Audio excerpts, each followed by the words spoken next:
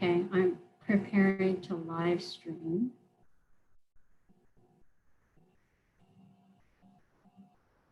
Okay.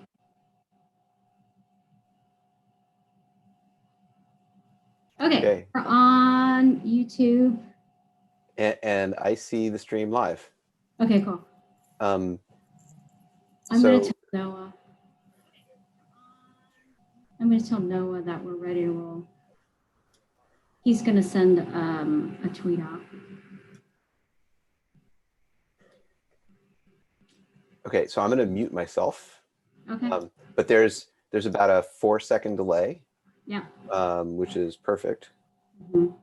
So I will just keep 2 screens up, and if anything happens, I'll let you know. We got a big, nice Zoom logo in the corner.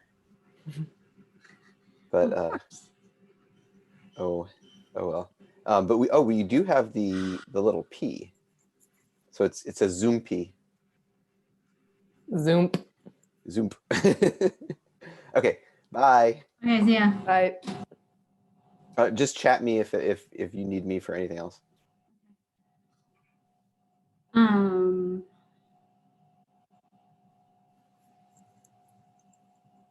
Noah's complaining. Oh, I shouldn't say that. We're being recorded. Where's Lila? Okay, I'm going to get her.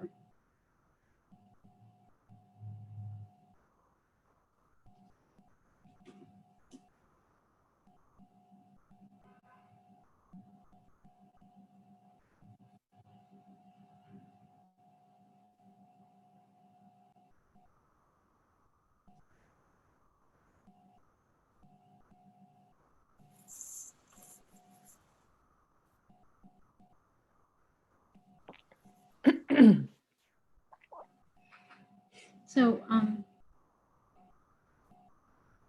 let's see some personality. So, Mel. I think it's so easy to just turn on and off, huh? Hey, we've got 5 minutes. Yeah. Paul's on. He's supporting you guys. Hi, Paul. Thanks for supporting us.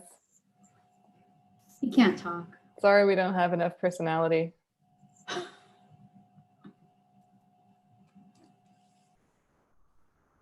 Okay, am I recording? Okay. So does the sound baffling actually help? In my closet thingy? Well, first world problems. It's such a big closet. It's huge. Did you see? Have you been in there, Mel? That there's still echo. Let's maybe not talk a bunch about my apartment. Sorry. But it helps. I mean, it helps with the echo. You can hear, I think, maybe a little bit of the echo in here because there's just nothing on the walls because it's empty because I just got here. So in that sense, it's not perfect. But if I take the individual panels and like build a fort for myself, it sounds pretty good. Those things finally proved their worth. Yeah, I mean, it's a little, it's a precarious stacking situation, but I could feasibly set up something more permanent. I could probably put a couple on the sides here of the Mac I work on, and that might baffle a little bit. Well, also, I mean, both of the mics that we're using, the area that they pick up in is very narrow. So it's not, I don't usually get that much of an echo unless I stray quite far from my mic in an interview. This preamp isn't very good. It's not very powerful. Doesn't bring the levels up for my other recording gig. Hello. You're on mute.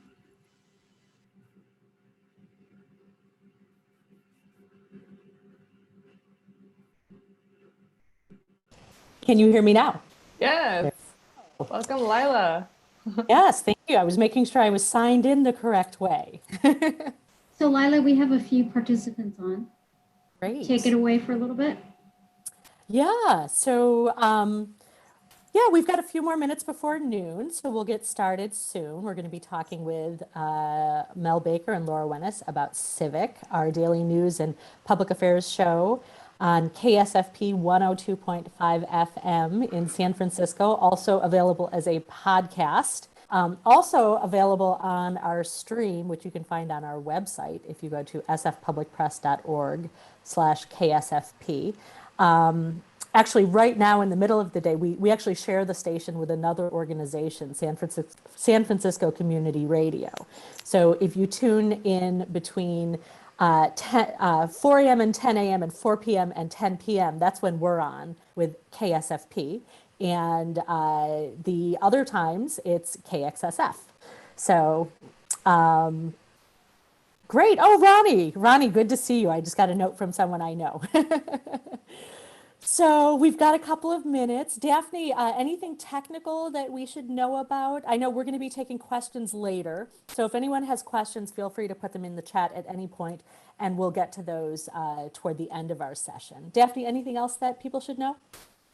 No, I will probably be posting links to shows that Mel and Laura refer to. So okay, great. People can check that out as that comes through. But I think that's it, other than that. Okay. So we'll just give it another minute or two since we're not quite at noon. For those of you who have just joined us, I'm Lila LaHood. I'm the publisher of the San Francisco Public Press. You're going to be joining us for a Public Press Live event today. We're going to be speaking with Laura Wenus, host and reporter of Civic, and Mel Baker, who is our producer and also director of programming for KSFP, which is the low-power FM station run by the San Francisco Public Press. And I'm just going to give it another minute to see if anyone else will be joining us. And I know often with these events, people jump in, especially at the noon hour, if you need to grab your lunch or your coffee or whatever it is to get comfortable before we get started. Okay. What do you think? We'll get started, and then as people join, we will loop them in and give a little bit of update on what we're doing. Thank you everyone for joining us today. My name is Lila LaHood. I'm the publisher of the San Francisco Public Press. We are here today speaking with Laura Wenus, host and reporter for Civic, and Mel Baker, who is the producer for Civic and our director of programming for KSFP, the low-power FM station run by the San Francisco Public Press. It airs on 102.5 FM in San Francisco, also available streaming on our website. And Civic, which is our daily news and public affairs show, is available on all your favorite podcast platforms. So enough from me. Laura and Mel, you guys have been doing this since August. How is it going?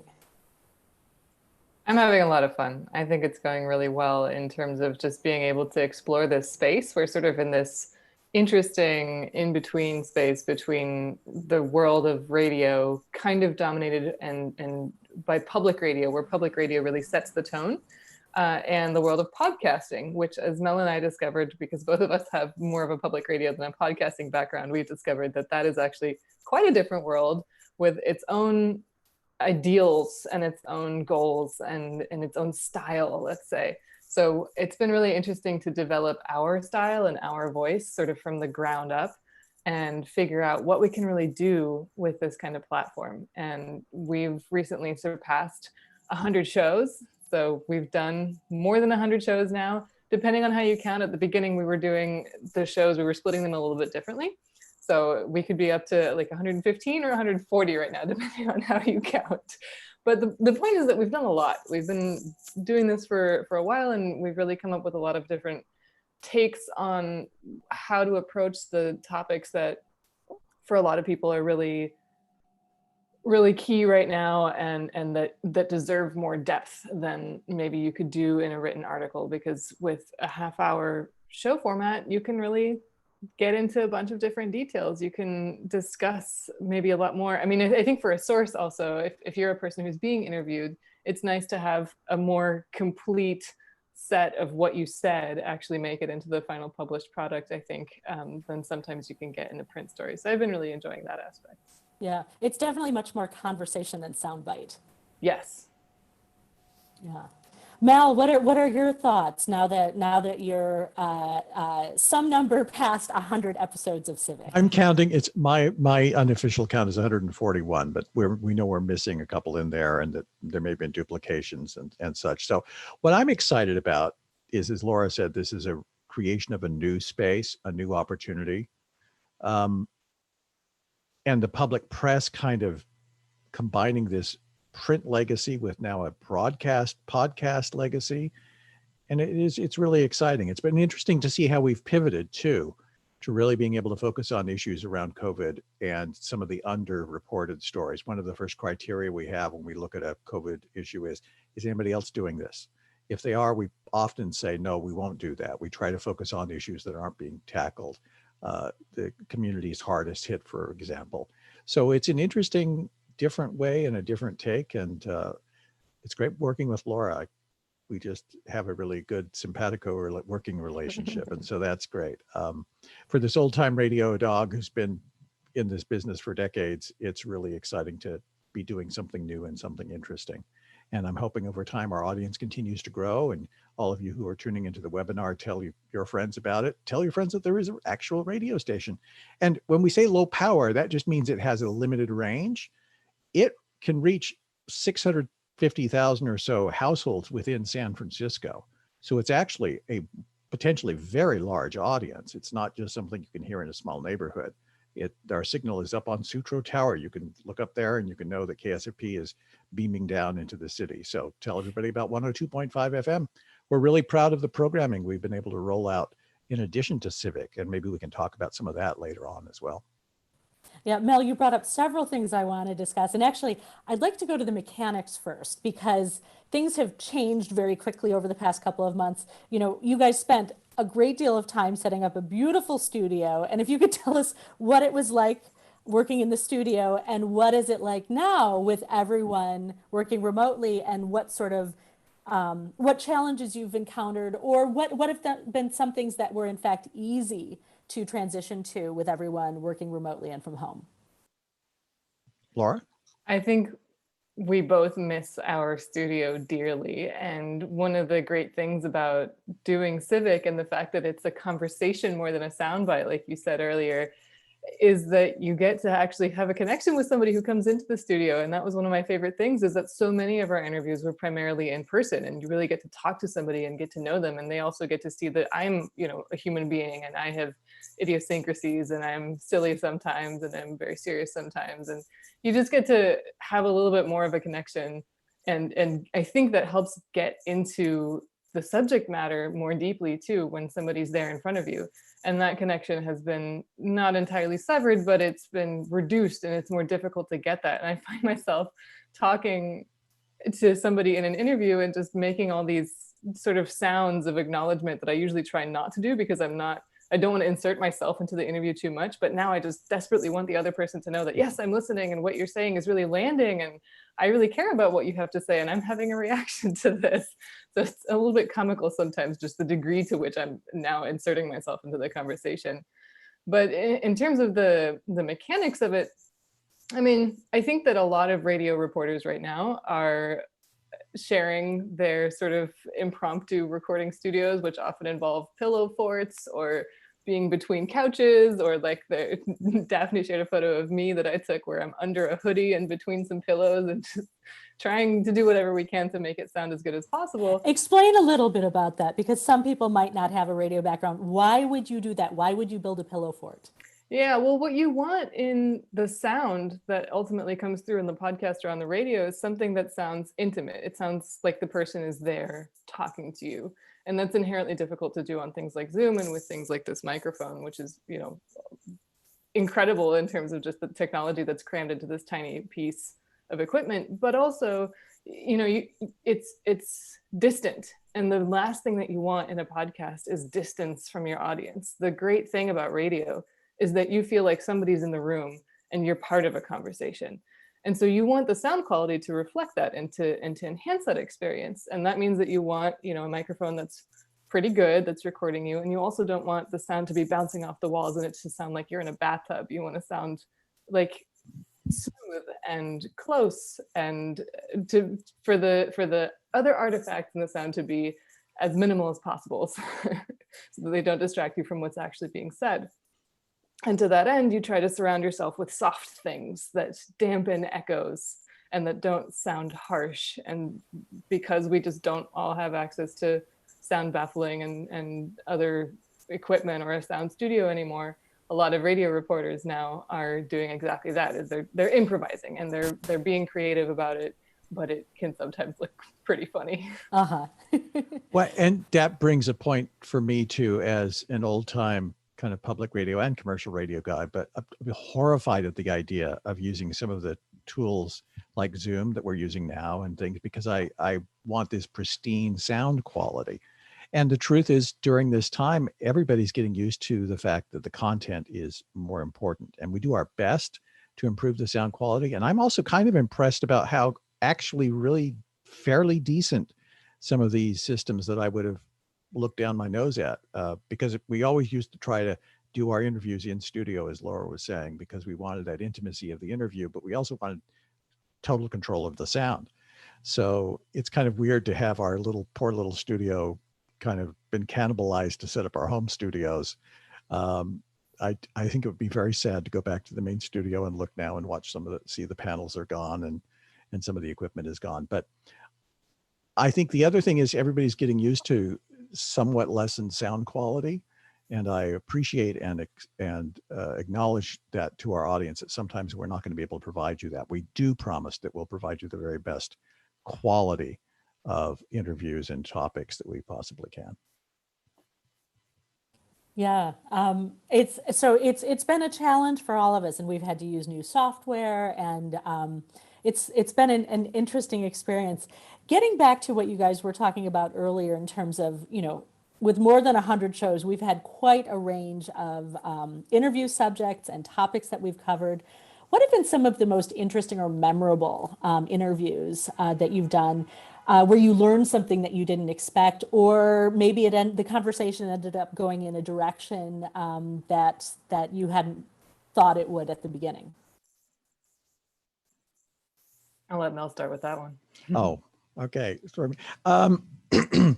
I've personally done maybe 5 interviews, not very many, but I've got to listen to each of them. We could talk, a lot about some of our COVID coverage in a moment, but I think one of the funnest interviews I had to edit and that I thought was the most interesting was this one we did on White Devil's Daughters, which was about this woman who back in Chinatown at the turn of the century was rescuing young women that were being sold into sexual slavery. And it was this wonderful interview that included an in-studio interview, and then the author had taken Laura on a walk through Chinatown to the facility and in the facility, and it was brought the whole story really alive. I'm proud of that particular episode. Yes, with Julie Flynn Seiler, that was a great episode. I think some of our COVID coverage has been amazing, and I'll let Laura talk about that. And I also like to hear what she feels are some of these really great interviews. One I'm proud of that I did was with the Gladstone Institutes, which it used to be primarily the stem cell, HIV, et cetera, and they shifted gears toward battling the COVID-19 pandemic and some of the research that's underway there. And I thought that was really interesting. It was information that wasn't widely out there. I'd love to cycle back with them in 6 months and see what some of the research they had, what panned out, what didn't. But it shows just here in the Bay Area how much of the response medically in the way of research is being done right here in our neighborhoods. Laura, could you tell us about some of your favorite shows? And then I'd love to hear about your ideas about what it's been like shifting to very much this COVID-19 pandemic focus. Yeah, I mean, I think that one of my favorite things to do has been that right from the beginning, we've committed to focusing a lot of attention on local elections, which is one of those things that only local publications really ever bother to do. And I'm so glad that we can devote all this time to them, because one of the reasons why people don't participate in their local elections is because sometimes the choices seem overwhelming and it doesn't seem like they have an easy time. It doesn't seem easy to make choices because you have to be really educated to feel like you're making a good, solid choice. and to feel confident in that choice. And so I think that some of my favorite interviews have been with the various candidates for office. I mean, we talked to people who are running for school board all the way to State Senator Scott Wiener. And these are people with vastly different histories, vastly different levels of visibility out in the public. But I think that they all bring something interesting to the table, and they are really committed to trying to prove to voters that they deserve your vote and that they are how they're going to serve the public and to make a case for that.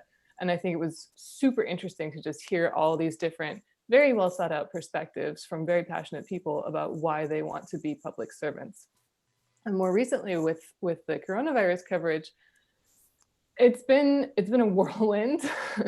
To say the least. To say the least, yeah. And I think that one of the best things we've done is focus on and done a series essentially of interviews with frontline workers, often through union representatives, but sometimes also not, which to me is really important because this is one of those areas where it's not like nobody else is doing this. There are other news outlets who are focused on those populations, but we're seeing very vividly that these are the people who are most impacted by the pandemic, and in many cases to whom the fewest resources are available. And I think it's really important to highlight that and to hear from these people themselves about what their concerns are, what they're seeing on the ground, what they want to be done about it. And there's also, those interviews also reveal a lot of things that I personally didn't know were issues beforehand. I didn't realize that we were going to face a blood shortage because donation centers had shut down and blood drives were no longer happening because of the shelter in place order. And that actually there's always a very big need for blood. That was news to me, and I learned a ton about how blood is used and where it comes from and what's going to be done now and who's being activated to address this shortage in just, the one show that we did about this. The other programs that I found super interesting on the coronavirus pandemic are just the interviews that deal with issues of race, because I think that there's always room there for a frank discussion about how different people are affected differently and what the disparities are. And we've done 2 shows now about a testing initiative in the Mission District that showed a massive, very stark disparity that people who are Latino are much more frequently affected by the coronavirus than other demographics. And I mean, it was like 95% of people who tested positive in that testing initiative identified as Hispanic or Latinx. That's a pretty stark statistic. And to just be able to spend the time to talk with people who have spent a lot of time on this and who were part of this initiative, teasing out the details of what that means and what that implies and what we still don't know and where, what we can do with this information. That to me is really important to do. And I think a lot of people are doing it, but I'm glad that we're doing that also. And you can hear the second show in that 2-part series this evening at 6 p.m. on 102.5 FM. I love it. When you talk about what we can do with this information, this makes me think of, what you and Mel are doing with Civic and how that fits in with the public press's print and web journalism. And, for the past several years, we had a big focus on these long-term, in-depth projects. And what you guys are doing day to day with Civic is a little bit different. But you also have plans to do sort of bigger, longer projects. Can you talk a little bit about your vision for Civic and the kinds of bigger projects you might tackle and how that fits in with the public press? And maybe also tell us a little bit about how we're bringing in some of our other reporters and you're talking to them about their work and how all of these pieces fit together within our news organization. One of my favorite things that happens on Civic sometimes is when we're talking to a reporter and they say, this didn't make it into the story, but, yes. And then there's just an add-on, like a bonus piece of information that just, for whatever reason, for length, for clarity, for it, the situation having changed, all of a sudden they can say more about what they've already said in print. And I love that additive aspect of a radio interview where a reporter can really just kind of expound on what they found and tell us more. Because often in the case of like Brian Howie, for example, who's done fantastic work for the public press in print, well, online, but in print, he is now doing a lot of coverage on homelessness and how the pandemic is affecting people who are without housing. And he's one of those people who, you know, you can talk to at length, and then he'll just reveal more and more about the process and about what he found and how he found it. And I think that really kind of gives more insight into both the process and into the findings of what reporters have found, because it's more conversational, it's more casual, and you may not be able to ask of readers, you may not want to ask of readers that they read, you know, a 10,000 word investigation with regularity. That is something that the public press does do. And in those cases, those 10,000 words are well worth it. But for every story, that may not be possible, and people may not want to do that. But you can maybe more easily find the time, Mel has a good saying about this, to sit down and listen to a conversation. It's more ear time than eye time. And, you know, people going, why would you possibly want to go into audio? Why are you wasting resources going into audio? The truth is that you can listen to audio while you're walking to work, while you're in a commute, whenever we start to commute again. You can listen to it while you're working in the kitchen. I listen to several podcasts during the day that are news podcasts in the background while I'm doing emails or what have you. So audio has this real immediacy, and Laura talked about this wonderful feeling of intimacy, and that's something about podcasting because we usually listen to them on headphones. And it also just is because we can listen to more stuff than we can look at and or read things. So I think that's really exciting. The long-term projects that I think I'm most excited for is that our continuing election coverage. And Laura mentioned this, but really we did a deep dive on both the November election last year and the primary this year. We interviewed every candidate for each state Senate seat and assembly seat in San Francisco, even several candidates who, you know, would not have gotten that platform at all. We reached out to every single one. And so our commitment is not just to go after the candidates that the pundits are saying are most likely to, but we want to give a voice whenever possible to everybody who's wanting to join into this, putting their hat into the ring and is willing to enter the fray and bring their ideas forward. So I think that's really exciting. We also did a giant debate with the district attorneys, and Daphne Magnawa was instrumental in making that happen. And we got all of them to show up, and that became 2 Civic episodes, but we had a good crowd, and we hope to do more of those, these live events when that becomes possible. These webinars are kind of a temporary stand-in for that. So there's all sorts of exciting things to dig into. This is such an amazing area. And the cool thing is that we're focused, if you're listening to the other public radio stations, KQED, KLW, they have a much larger area that they're going to try to cover. So they're going to cover the whole region. We have the advantage of doing what the public press does, which is, yes, we'll do broader Bay Area stories, but our primary wheelhouse is sticking to San Francisco. And so we can really dive deep on those issues. We can really spend an entire episode talking about what this proposition is about and why it's, you know, useful for you to know how this is going to span out or not. So those are some of the things that I'm really excited about. And we have other projects in the work, which I won't announce, but there's some really interesting investigative journalism that's going to show up in our in the audio format soon. I will announce one thing, which is that we have been delving deep into the potential fallout of the digital divide on the census, which is this year. And you may have heard about the fact that the census is ongoing. We've done a Civic show recently during the pandemic about how the pandemic has affected the timeline for the census and enumerators actually going out and trying to count people. But I think that there's a lot more to be said about the digital divide, which is particularly interesting given that we're here in Silicon Valley and in San Francisco, which is supposed to be a very tech forward and tech savvy city. But there's actually a significant portion of the population that will not be able to fill out the census online, which is the big new thing about the census this year, is that you can go and fill it out online. And for a lot of people, that's either not possible or just not feasible or comfortable. And I think that our conversations, which are forthcoming, revealed a lot of those issues that really get to the heart of some of the inequalities in how people are considered by government and how people whether and how people count, let's say.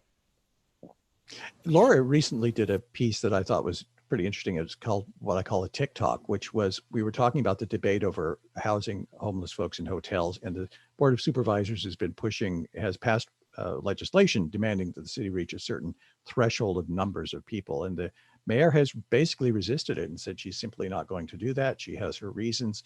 Laura did this great point by point by point, kind of walking the whole span of the argument out in a half-hour episode with clips from both sides. And then she would voice track in between. And I thought it was a really useful thing for people that might be really interested in seeing this in real time, how it was spinning out between the mayor's office and the Board of Supervisors. And of course, there could be more work on something like that, but that's kind of the wonky side we can really get into for people that are interested in it. And then we can have these broader issues that are not necessarily as wonky and more interesting. And we do the arts as well. And we cover a number of topics of interest. And so that's the wonder of podcasting as well, is what you can see the headline and say, oh, that looks interesting. And you can listen or not, as the case may be. And we're putting out on about 5 shows a week. So that's one of the things that I'm most excited about the future of Civic is I would really love to see this become a program that is for people who want to know more about the city and how it works and what's happening in it, but aren't necessarily news hounds and are not necessarily wonks, and they aren't keeping up with every day-by-day development, but they're kind of like, I keep hearing this thing about hotels. What is the deal exactly? Where are we at with that? And this sort of very straightforward answers-filled show that just speaks to the things that people want to know about, but may not necessarily have been spending a lot of time researching. That's what I really hope we can offer. So a couple of questions that have come up. I described what your titles were, but maybe some of our listeners today might not be clear. Mel, could you tell us what's the difference between your role and Laura's role, and where does your work sometimes overlap? And then for everyone who's listening, please feel free to put questions in the chat, and we'll try to get to as many of them as possible. So as the producer of Civic, my job is to edit the show, to help book the show, to collaborate with Laura on the guests and who she would like to interview. So it's a very collaborative process. Producer can mean different things for different titles. Laura and I are very much co-creators of the show. I am a contributor, and then on rare occasions I do a show myself. And then I'm programming director for KSFP, which means I decide what's going to go on our air in collaboration with my superiors and with Laura. And that's been an exciting challenge. And maybe we can talk a little bit about some of the other programs that are also on KSFP in addition to Civic. Yeah, that would be great. Could you tell us about that and where you've been airing them in the time schedule? Because I think people would like to know what else they can hear. Okay, so Civic itself runs every day at 8 a.m. and 6 p.m. The 6 p.m. is the news show. So the next day is the preview. That show runs again at 8 a.m. the next day. So our deadline is 6 o'clock every day. We try to have a new show. So in addition to Civic is paired with several other programs. And I'll first mention these shows as quickly as I can and then kind of tell you where they slot in. So one show is News and Next, which is a 5-minute newscast that Laura and I produce once a week, and we co-voice it. And it is kind of public policy-ish news, but then the other part of the next part is we tell you coming up, the Board of Supervisors is meeting on this day, they're going to discuss this. So we really feel that's an incredibly valuable thing for people that are listening in and going, wow, I really want to talk I want to make my voice heard about that. You'll be able to find that out on New and Next. And then the other show we have is called Open Studio, which is a half-hour show, but it's flexible. It can be as much as an hour. And in that, we incorporate other people's podcasts. And when I started here, I was hoping we'd get a lot of people that would want to have their podcasts on the radio, but I wanted them to all have 29-minute shows or 59-minute shows to fit my calendar, my clock, so that the automation would work. I realized very quickly that's not the way podcasts are done. So podcasts which vary in length from episode to episode. So what we've done is we've taken Open Studio and we take people's podcasts and we put them in uncut, unless there's an FCC requirement for language. And we put them in and just let them run. And then I kind of puzzle piece the shows together so that it fits my calendar clock so that it will air on our station. then we've had two partners that I'm really excited about. One is Gina Bellaria. She's an assistant professor of communications at Sonoma University, Sonoma State. And she produces a great show called News in Context. And it is a half-hour weekly show that she produced specifically for KSFP, but also goes out as a podcast. And high quality, well-produced show where she talks about newsmakers and how they're analyzing what's going on in the news industry. And then another one is Marty Nemco's How to Do Life. Marty Nemco has been a career coach for decades, and he had a very popular, very popular show on KLW, but that's not there anymore. But so we are his flagship station as well. And these are outside producers. They're not under our umbrella. They're not funded by us in any way, but we offer them a chance to be on our air. And then we also air a KQED program called This Week in TCR, the California Report. And we also run a show called Reveal from the Center for Investigative Journalism on Mondays, and Bioneers and Making Contact, two other great shows. And then the rest of the time is filled up with public PRX International, which runs kind of like our open studio. There are various little strange little podcasts and things that run the gamut, and they're all great storytelling. And those fill up the rest of our broadcast hour. On the weekends, we run a whole block of Civic, one on Saturday morning and one on Sunday afternoon, so you can catch up with all the episodes you may have missed.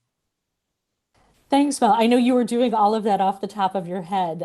You mentioned Reveal from the Center for Investigative Reporting. There we go. So Daphne is telling me that we have Ronnie Loveler, who is a journalist who used to live in the Bay Area and now lives in Florida, who would like to ask a question. And we're going to put her on audio because I happen to know Ronnie, and I know she knows quite a bit about broadcasting. So Daphne, if you'd like to turn Ronnie's audio on. Hi, Ronnie. Can you actually, I believe I've enabled you. Could you unmute yourself? Okay, great. Hi, Ronnie. Hi, it's nice to hear from you again. Great to have you here. Do you have a question for Mel or Laura? I do. I really wanted to get an idea of how you get word out about the programming, how people in the community get to listen to you. I can't unless you're doing something online. I'm in Florida, but I'd like to know how you're spreading the word. First of all, Stream is there. You can absolutely listen to sfpublicpress.org/KSFP. Okay. And you can just click on the stream there and you can hear us. And we run that 24/7. Can you put that in the chat box? Yeah, let's go do that. So that has been a challenge. How do we get the word out about this station? And I think the strategy is that we are adding more small communities. We don't have the promotions budgets of a big station or anything, obviously, but hopefully we will continue to make collaborations with other people, and the word will slowly get out about the station, and over time we'll be able to build the audience. It's always going to be challenging to determine the audience size. That would cost many, many thousands of dollars for us to do, say, Nielsen's book, and probably we wouldn't register because the Nielsen's only goes down to a certain threshold. There are many very functional stations in towns that have, half a point rating. So that's kind of our long-term goal. Yeah. And in terms of promotion, there's a lot of cross promotion with our other platforms. Obviously we're putting the shows embedded on sfpublicpress.org. We send the links out in our newsletter. We're doing a lot on social media. And then the live events are introducing people to the availability of our audio content. So we use all of the formats and platforms to let people know about the different kinds of content that we're producing. Mel and Laura, maybe Mel or Laura, I'll ask you first. What are your hopes for the future of Civic? And if you could talk a little bit about your philosophy for the show and what kinds of stories that you hope to do maybe over the next several months. Yeah, I think a lot of what I'm hoping for is what I said earlier about it being a show that's accessible and not too wonkish, that sort of makes civic engagement as easy as possible and makes the conversations that are important about what's going on in San Francisco as conversational and comfortable as possible for people to have, so that you don't feel you don't turn on this program and feel like you've been left out or you're out of the loop or you don't have enough information yet to listen.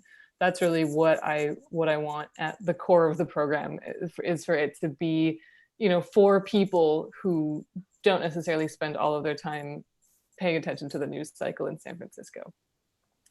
In terms of the kinds of coverage that I'd like to do, I am really interested in seeing where the rest of this coronavirus pandemic issue takes us. Not that I necessarily want to only focus on coronavirus for the foreseeable future. I do think that there's a certain level of fatigue that people are feeling in terms of hearing about this all the time, especially because so much of it is bad news.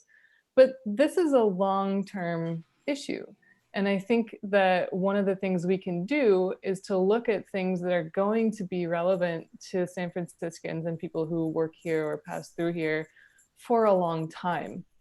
And so to me, that's issues like the census, it's issues like elections, it's issues like public health concerns, it's issues like education and how the next generation is going to fare with education. Every facet of our lives has been touched by this virus. And so I think that we'll have to be looking at the impacts of that for a really long time. I'd also like to do more with different kinds of sound mixed in. I think an interview on its own can be really engaging, but it is sometimes not, you can enhance that experience by bringing people to the scene of where something is happening. Right. And that is definitely something we try to do in reporting. We have this saying, show, don't tell.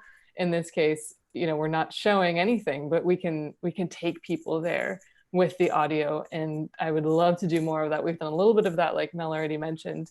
And every once in a while, when we put together a piece that's more of an edited, structured narrative with many different voices, we get to do that there as well. But I think there's always room for improvement there. And I think that there's a lot of innovation happening in the audio storytelling space right now.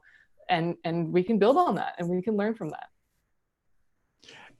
And it goes without saying that this is a remarkable and challenging time. And I think it's a great honor and a privilege to be working right now as a journalist, to try to cover in real time what is the biggest historic event within a century. I think that's quite reasonable to assume it's going to be, because it's going to change our politics. It's going to change our economics. It's going to change our relationships with one another. It's going to change the public environment. It's going to change all of these things. And to be here in San Francisco, which has always been a place of tremendous innovation and people willing to try new creative things.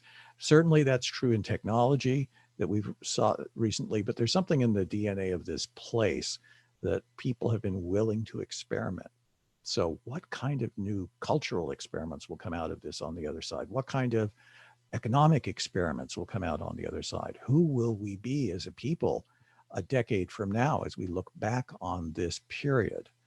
It's a frightening prospect. It's a interesting prospect, and I'm somewhat hopeful. And I'm incredibly grateful that I get to be spending my time asking those questions and helping us understand what that future might be and helping our audience try to imagine their way into this unforeseen future. Thanks, Mel. I'd like to make an invitation. We're going to bring Eric Jansen on. He is actually a producer of Out in the Bay, which is going to soon be airing on KSFP. Daphne, if you could invite Eric on. I'm not sure how the mechanics work, or is he ready to speak? I'm here. Can you hear me? Yes, please. Eric, hey, Eric. What do you have to tell us? Well, we're working out the details, but we think we can get our first episode to you in time to air on May 20th. Crossing our fingers. I'll keep you posted for sure. If not, then the following week. It'll probably be a rebroadcast of our Liberace thing, but then we've got a whole series of 10. We've got 10 topics that are in progress of starting to line up guests. Some of them will be about COVID stuff.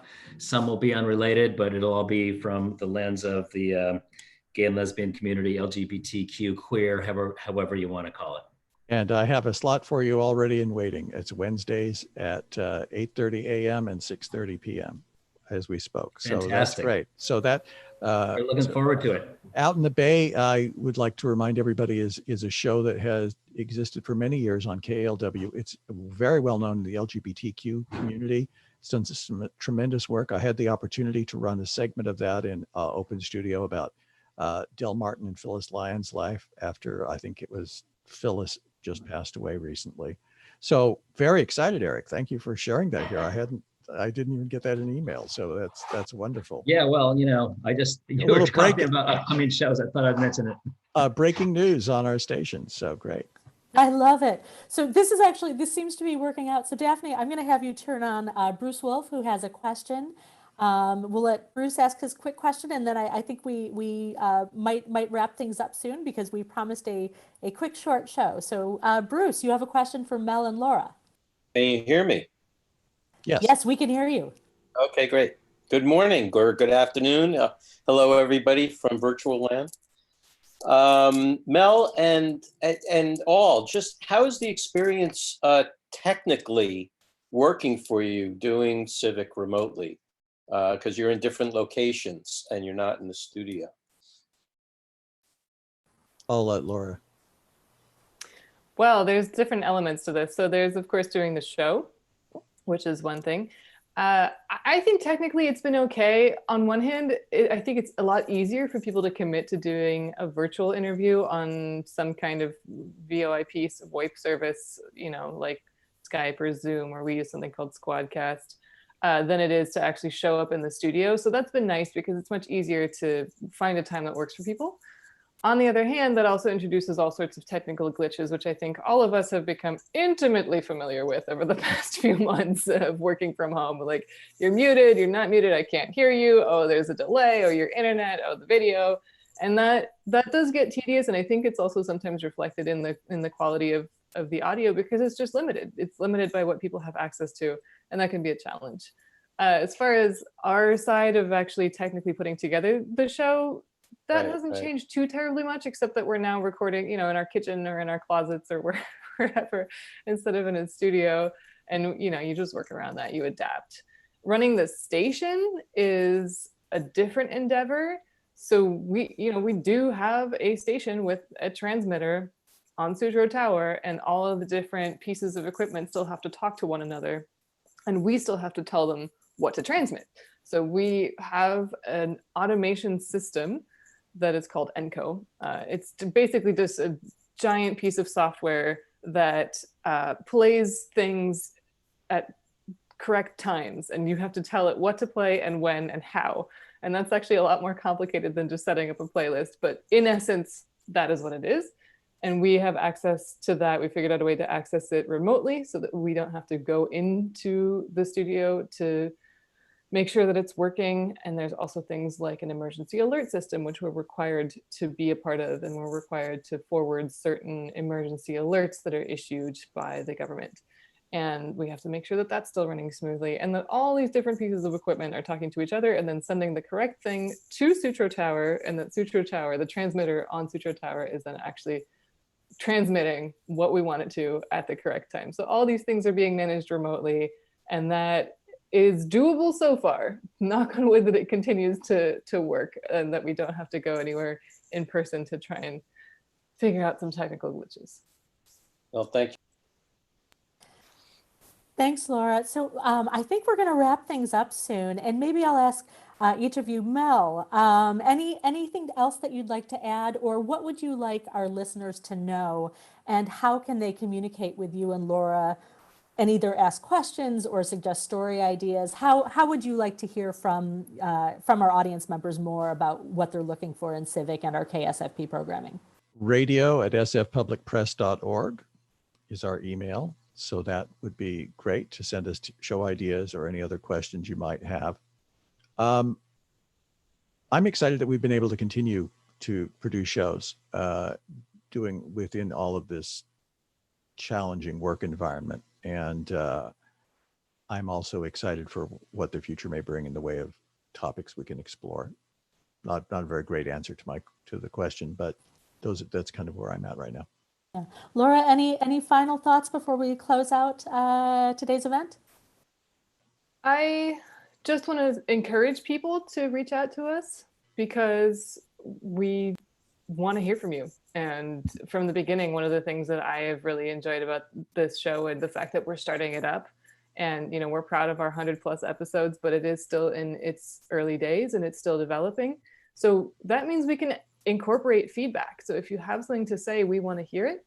And if you have something good to say that isn't something we should change, then I very much encourage you to either subscribe or review or like or whatever it is on the platform that you use the podcast.